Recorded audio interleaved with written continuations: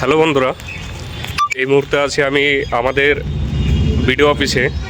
আর যুবসাথী নিয়ে যে আপডেটটা আমাদের অফিসারের কাছে পেলাম, তাদের বক্তব্য হচ্ছে যুবসাথী এখন সম্পূর্ণ এন্ট্রি বন্ধ হয়ে গেছে। কোনো রকম যুবসাথী লক্ষ্মী ভাণ্ডারের কাজ হচ্ছে না ভোট ডিক্লারের জন্য। ভোট সামনে মাসে 23 তারিখে ভোট, সেই জন্য এখন যুবসাথী কোনো প্রকার কাজ হচ্ছে না।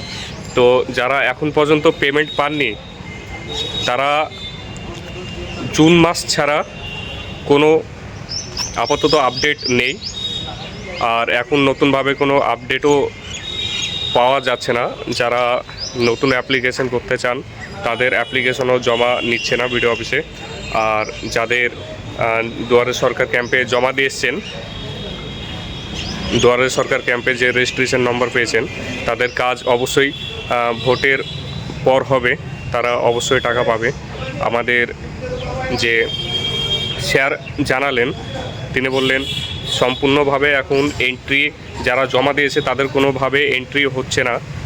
যে পোর্টালের মাধ্যমে যারা ওরা যুবসাথী অ্যাপ্লিকেশন জমা এন্ট্রি করছিল, সেই অ্যাপ নাকি টোটালি ক্লোজ হয়ে গেছে, কোনো প্রকার কাজ হচ্ছে না। তো সকল ভিউয়ার্সদের যারা যুবসাথীর জন্য দেখছেন তারা জুন মাস পর্যন্ত ওয়েট করুন। ওয়েট করা ছাড়া কোনো উপায় নেই। আর যেটা IFMS পোর্টাল থেকে সবাই যুবসাথী অ্যাপ্লিকেশন স্ট্যাটাস চেক করছেন, ওটা সম্পূর্ণভাবে তথ্য ভুল। ওটা যুবসাথীর জন্য না। তাই যাদের অ্যাকাউন্ট ভুল দেখাচ্ছে ওখানে IFMF পোর্টালে, তারা সম্পূর্ণভাবে ওটাকে অ্যাভয়েড করুন, কারণ ওটা টোটালি অন্য জিনিস। এটা যুবসাথীর সঙ্গে কোনো যোগাযোগ নেই। তো ওয়েট করুন জুন মাস পর্যন্ত।